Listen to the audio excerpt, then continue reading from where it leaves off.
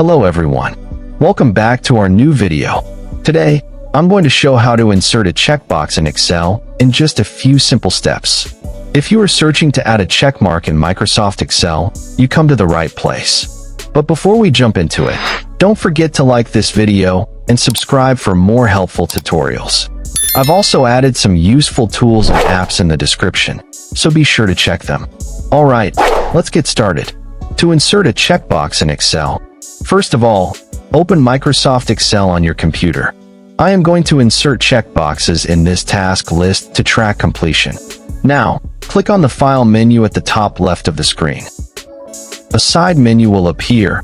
From here, select Options.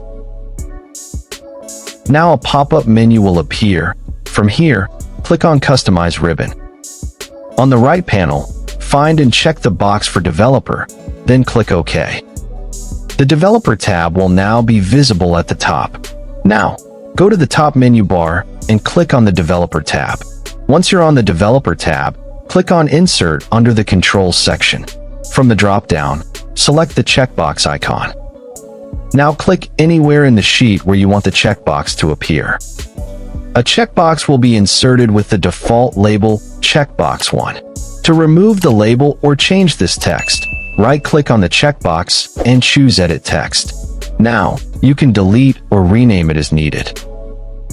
To copy the checkbox to other cells, simply select the checkbox, then use Ctrl+C and Ctrl+V. Now your checkboxes are added, and you can tick or untick them to mark completion or status in your Excel sheet.